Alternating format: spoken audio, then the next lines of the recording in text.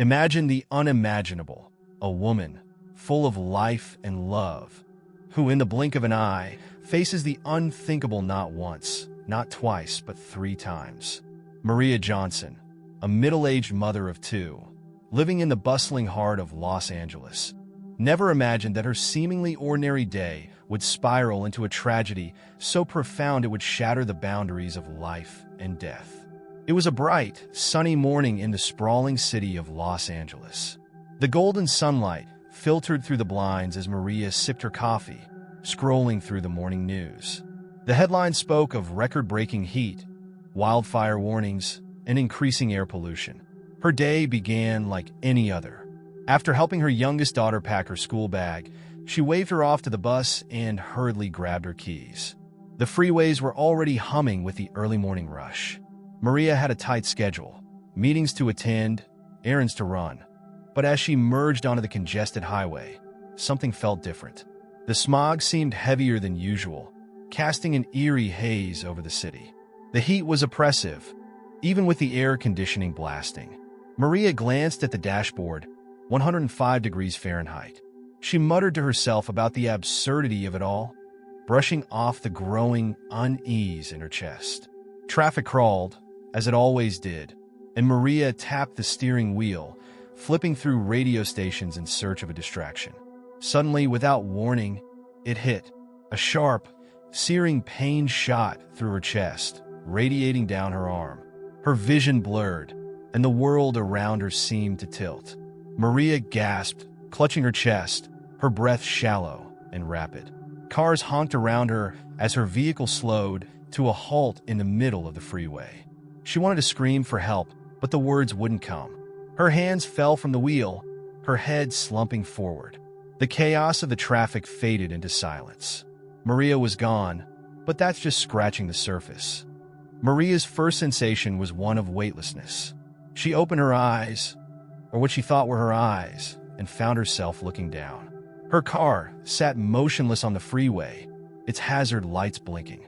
Drivers and pedestrians surrounded it, shouting, gesturing, and calling for help.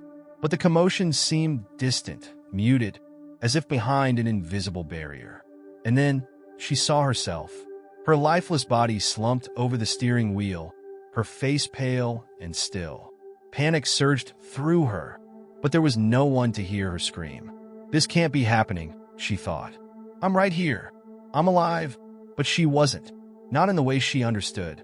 Maria felt a force pulling her upward. It wasn't violent or forceful, but strangely gentle, as if cradling her in unseen arms. The freeway, the smog, the chaos, they all faded, replaced by an overwhelming light. It wasn't harsh but warm, wrapping her in a cocoon of peace. For a moment, she thought she was dreaming. But this was no dream. As she moved further from the earthly plane, Maria began to sense something else, a presence. The warmth carried with it an undeniable urgency, as if beckoning her forward. She drifted into a realm that defied explanation, filled with radiant light and colors beyond human comprehension. Everything shimmered as though infused with life itself. Yet amidst the beauty, there was an undercurrent of unease. This wasn't a place to linger. Not yet. She felt both embraced and scrutinized, as if the very core of her being was laid bare. Maria instinctively knew this wasn't the end. She was here for a reason. The warm light intensified, and she felt her soul vibrate with a resonance she had never known before. It was then that the dread began to creep in, not from the light, but from what lay ahead. Maria was about to discover something she could scarcely fathom, a truth so harrowing that it would forever alter her life and the lives of everyone she touched. She wasn't just crossing into another realm. She was being prepared for a revelation.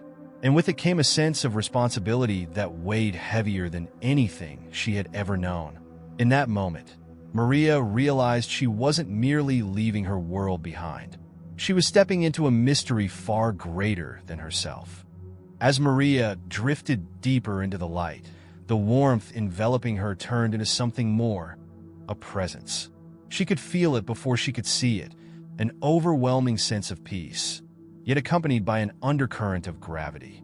And then there he was, standing before her, was a figure unlike any she could have ever imagined. Jesus.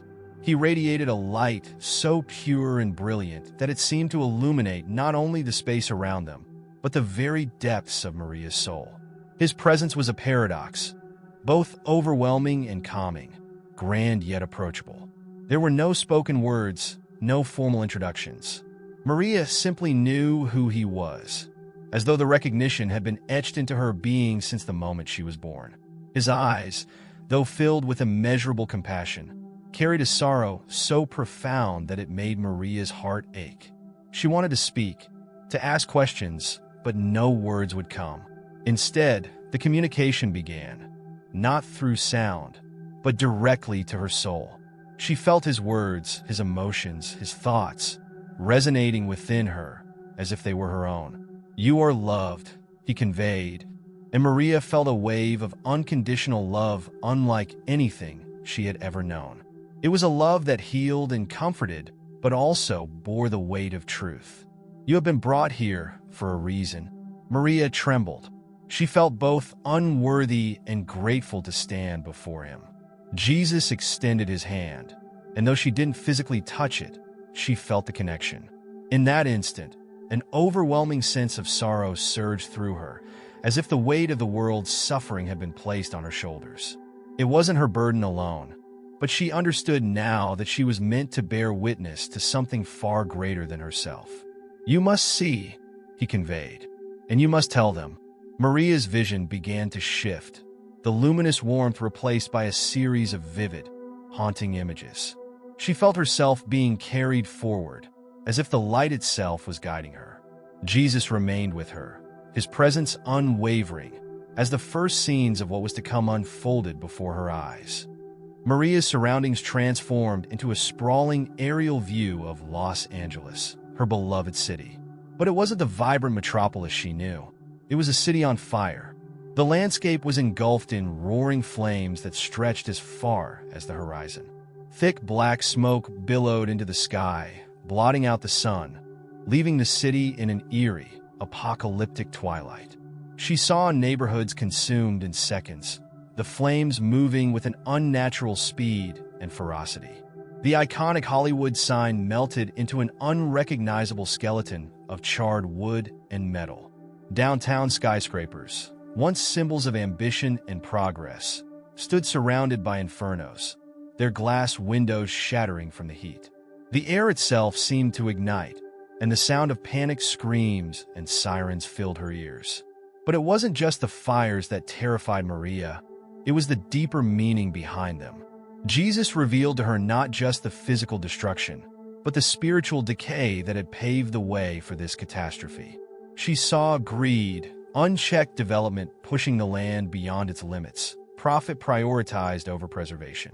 She saw corruption, leaders turning a blind eye to warnings, dismissing the consequences of their actions. And she saw faithlessness, communities detached from their spiritual roots, consumed by materialism and self-interest. The fires weren't merely fueled by drought or mismanagement. They were manifestations of humanity's collective neglect of their responsibilities to one another and to God's creation. Jesus' sorrow deepened, and Maria could feel the weight of his heartbreak. She knew this wasn't merely a natural disaster. It was a reckoning. The vision grew more specific. She saw families trying to flee in their cars, gridlocked on the highways as flames closed in around them. She saw firefighters, their faces streaked with ash and despair, overwhelmed and outnumbered by the inferno. She saw children crying in shelters, clutching the few possessions they could carry. And she saw herself among them, powerless yet acutely aware of the urgency to act. "Tell them," Jesus conveyed once more. "Warn them, the fires are not just of the earth. They burn within the soul. If they do not turn back, if they do not return to faith and to caring for one another, this will not be the end. It will only be the beginning." Maria's heart broke as the vision consumed her, but she knew there was no turning away. She had been chosen to carry this message, as terrifying and overwhelming as it was. The flames faded, replaced once again by the warm light of Jesus' presence. His compassion never wavered, even as his sorrow remained. "Go back," he told her. "There is still time, but they must listen." With that, Maria felt herself being pulled away, the light dimming and the weight of her mission pressing down on her as she prepared to return to the world she had left behind. As Maria's vision of the burning city receded, she found herself standing once more in the presence of Jesus. His radiant light illuminated the realm around her, but there was a heaviness in the air, a solemnity that made her heart ache. She could still feel the heat of the flames in her soul, and the distant screams echoed faintly in her mind. Jesus turned his gaze toward her, and though his expression was one of infinite compassion, Maria felt an overwhelming sense of guilt. She knew what was coming, an explanation, not just for what she had seen, but for why it was happening. She wasn't prepared for the weight of the truth he was about to reveal. These fires, he conveyed, are not merely acts of nature. They are consequences of choices, human choices. Maria was flooded with images, each one more devastating than the last. She saw factories spewing thick black smoke into the sky, forests being razed to the ground for profit, and rivers clogged with waste. She saw vast expanses of land once teeming with life now barren, reduced to deserts by unchecked greed and negligence. Climate change, he continued, his voice resonating within her soul, a reflection of humanity's refusal to honor the earth as I commanded. The land cries out, and the waters retreat. Yet, warnings have gone unheeded. Maria felt her knees buckle as another wave of visions swept over her. She saw humanity's hubris, leaders ignoring scientists, dismissing activists, and prioritizing short-term gains over long-term survival. She saw people exploiting resources without thought, blinded by the desire for power and comfort. It was a mirror held up to humanity's worst impulses, and Maria couldn't look away. But it wasn't just environmental destruction. Jesus showed her the spiritual decay fueling these actions. She saw families torn apart by selfishness, communities fractured by greed, and entire nations driven by arrogance and pride. Churches stood empty, their doors gathering dust, as faith was replaced by materialism and distraction. Maria's heart broke as she realized the fires were not an isolated disaster. They were the manifestation of humanity's collective neglect, of the earth, of each other, and of their Creator. She felt an unbearable weight of responsibility pressing down on her. "Why?" she finally managed to whisper, her voice trembling. "Why have we let it come to this?" Jesus' sorrow deepened, and his light seemed to dim slightly. "Because they have forgotten," he answered. "They have turned away from me and from their purpose. But there is still time, Maria. There is still hope." The warm light surrounding Maria grew brighter as Jesus stepped closer, his presence both comforting and urgent. She could feel his love radiating through her, but it was tinged with a warning that chilled her to her core. "What you have seen," he began, "is only the beginning. If humanity does not turn back, if they do not repent, greater trials will follow. The fires are but a shadow of what is to come." Maria's vision shifted once more, and she saw a series of calamities that left her breathless. Floodwaters rising to swallow entire cities, famine spreading across continents, and earthquakes tearing the ground apart. Each disaster was more harrowing than the last, and each carried the same underlying message. These were not random events, but a call to awaken humanity to their spiritual neglect. "Worse disasters will follow," Jesus said, his voice heavy with sorrow. "But it is not too late. They must listen. They must change." Maria clutched at her chest, the weight of the responsibility pressing down on her. "What can they do?" she asked desperately. "What can I do?" Jesus looked at her with infinite patience and love. "You must tell them to return to faith, to embrace humility and care for one another, to care for the earth as stewards, not as conquerors. They must live with love, not pride, and seek me in their hearts." He spoke of specific instructions, clear and unyielding. He urged everyone to turn to faith, reconnecting with God through prayer and reflection. He emphasized the importance of embracing humility by setting aside greed, pride and selfishness. He called for caring for the earth, protecting its resources, healing its wounds, and treating it with the reverence it deserves. Lastly, he implored people to love one another, fostering communities built on compassion, understanding, and mutual respect. Maria felt these instructions settle into her heart, not as abstract ideas, but as a profound truth she could not deny. She knew the road ahead would be fraught with challenges. People might mock her, dismiss her, or even hate her for what she had to say. But she also knew she could not remain silent. "You have been chosen," Jesus said, his gaze piercing yet kind.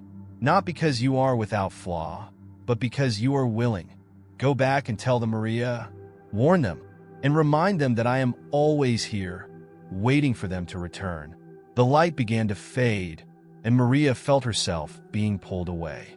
She reached out instinctively, not wanting to leave the presence of such overwhelming love and peace. But she knew her mission was clear. As she descended back toward the physical world, the final words of Jesus echoed in her soul. "Go and be the voice of hope, but do not let them forget the urgency of the warning." Maria stood enveloped in the radiant glow of Jesus' presence, her soul resonating with an indescribable peace. It was a serenity she had never known, a sense of belonging that transcended anything she had felt in her earthly life.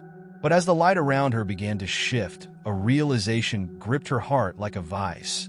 This moment wasn't permanent. She wasn't meant to stay. "No, please," Maria whispered, her voice trembling. "Don't send me back. Let me stay here." She felt her soul tremble with the weight of her plea. Maria wasn't ready to leave this realm of light and love. The thought of returning to the broken world she had seen in the visions filled her with dread.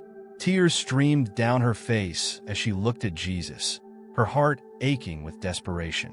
But his gaze was steady, filled with compassion, yet unwavering in resolve. "Your mission is not complete," he conveyed, his voice resonating in her very being. "They need to hear what you have seen. They need to know the truth." Maria's heart sank.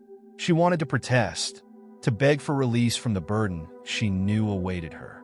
But the love and sorrow in his expression silenced her objections. Deep down, she understood.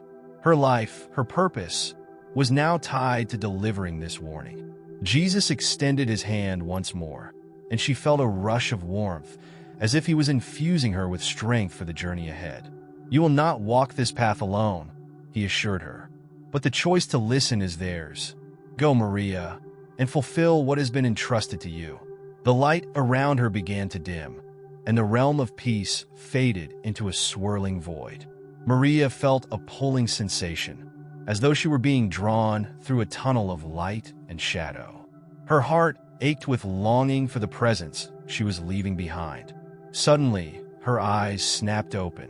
Harsh fluorescent lights seared her vision, and the sterile beeping of machines replaced the harmonious melodies of the divine realm.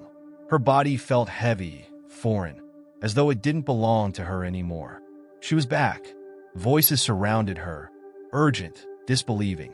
Maria blinked, her vision clearing to reveal doctors and nurses bustling around her. Her family stood nearby, their expressions a mixture of shock and relief. Tears filled their eyes as they called her name. Maria's body ached with the weight of her return, but her soul felt even heavier. She had been to a place of indescribable peace and returned with a message that would demand everything of her. This was not the end of her journey, but the beginning of something far greater and far more terrifying. The days following Maria's return were a blur of emotions. She felt overwhelmed, fragile, and torn. Her family celebrated what they called a miracle, but Maria knew the truth ran deeper. She had been sent back with a mission, but the enormity of that mission weighed on her like an anchor. At first, she tried to explain her experience to her family. Sitting in her hospital bed, surrounded by loved ones, she recounted the visions of the fires, the warnings from Jesus, and the message she had been entrusted to deliver. But as she spoke, she could see the doubt creeping into their faces. "Mom," her daughter said hesitantly, "maybe it was just the medication or the trauma. People see strange things in near-death experiences. Her husband nodded, though his expression was one of concern rather than dismissal. "We're just glad you're back," he said, taking her hand. "Don't push yourself too hard." Maria's heart sank. How could she make them understand that this wasn't a hallucination or a dream? She had seen the truth, felt it in her soul. But already, she could see the walls of skepticism rising around her. When she was discharged and returned home, Maria felt an unrelenting urge to tell others what she had experienced. She reached out to friends and neighbors, sharing her story in the hopes that someone would believe her. But the responses were often the same: polite nods, awkward silences, and occasionally outright dismissal. "You've been through a lot," one friend said, patting her shoulder. "Maybe you're just trying to make sense of it all." Maria began to question herself. Was she delusional? Had it all been some elaborate trick of the mind? But every time she doubted, she felt the weight of Jesus' presence within her, a reminder that her experience had been real. The visions replayed in her mind, vivid and unyielding, and she knew she couldn't stay silent. She started sharing her story more broadly, at church gatherings, in online forums, and even in small community meetings. Slowly, a few people began to listen. Some were moved to tears, recognizing the truth in her words. Others offered cautious support, sensing the urgency in her message. But with belief came resistance. Some accused her of seeking attention, others of fabricating a story to manipulate people. Maria endured the ridicule with as much grace as she could muster, but it wasn't easy. The burden of being a messenger weighed heavily on her. Amid the skepticism, there were small victories. A woman approached her after a church service, tears streaming down her face. "Your story reminded me of my faith," she said, gripping Maria's hands. "I had forgotten how much we've lost sight of what truly matters." These moments gave Maria hope, though they were few and far between. She knew her journey would not be easy, but she also knew it was necessary. Her story wasn't just about the fires, it was about saving souls, reigniting faith, and reminding humanity of their responsibility to the earth and each other. Maria resolved to keep speaking, even if only a handful of people believed her, because she understood now the message wasn't hers to keep. It was her duty to share it, no matter the cost. The beginning of 2025 began like any other in Los Angeles, but soon, the city found itself gripped by a relentless, unprecedented heat wave. Temperatures soared to record-breaking levels, surpassing 120 degrees Fahrenheit in some areas. Maria watched in silent anguish as the news flashed images of heat-stroked residents, parched landscapes, and power grids straining to keep the city cool. It wasn't just the heat. Reports of water shortages began to dominate headlines.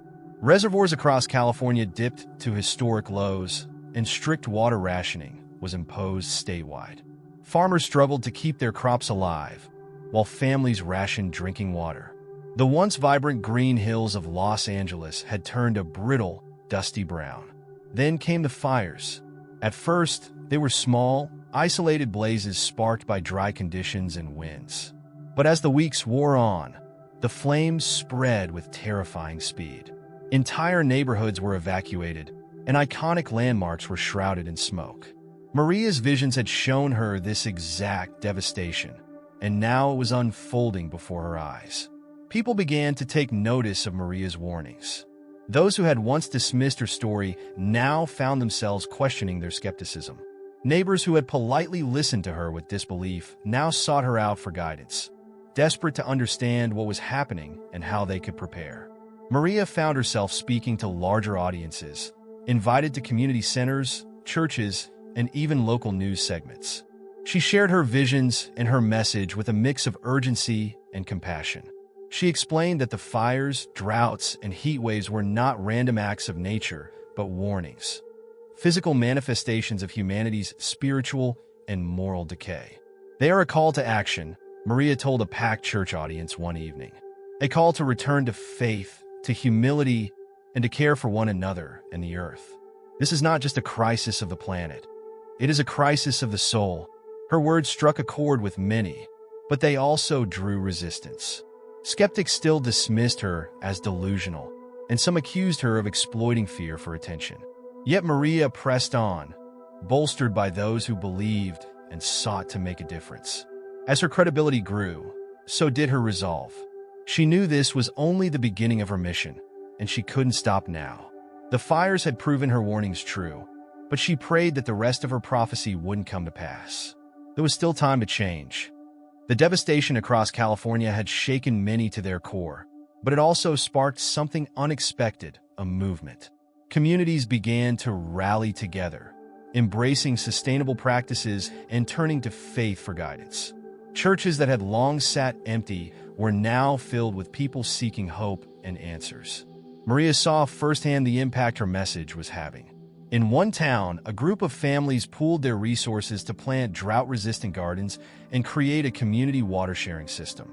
In another, a church organized a campaign to reforest a fire-ravaged area, planting seeds of both trees and renewed faith. Yet, resistance remained. Leaders in power continued to argue over solutions, prioritizing politics and profit over the urgency of the crisis. Many people clung to their old ways, unwilling to believe that their actions had contributed to the destruction around them. Maria felt the tension between progress and resistance, hope and despair. In her final public address of the year, Maria stood before a crowd of thousands in an outdoor amphitheater, her voice steady but filled with emotion. The air was thick with the smell of ash, a reminder of the fires that had ravaged the state. She took a deep breath and began. "Jesus didn't send me back to scare you," she said, her voice carrying over the hushed crowd. "He sent me back to remind you of his love and his mercy. The fires, the heat, the drought, they are not punishments. They are warnings. Warnings that we have drifted too far from our purpose, from each other, and from him." Maria paused, looking out at the sea of faces. Some were tearful, others skeptical, but all were listening. "There is hope," she continued, her voice rising with conviction. "Every small act of kindness, every effort to protect our planet, every prayer, it matters.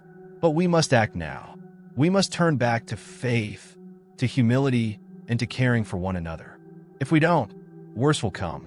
But if we do, there's a chance, no, a promise, that we can heal." The crowd erupted into applause, but Maria's heart remained heavy. She knew not everyone would heed the message. The path ahead was uncertain, and the outcome rested in humanity's hands. As the crowd dispersed, Maria looked up at the smoky sky, her heart filled with a strange mix of hope and sorrow. She had done all she could, and now it was up to them. The words of Jesus echoed in her mind, "Go and be the voice of hope." And so, Maria vowed to keep speaking, keep fighting, and keep believing. Because even in the face of doubt and destruction, she knew the light of hope could never be extinguished. Want to hear more of this? Then click on the video on the right-hand side, which is even more shocking.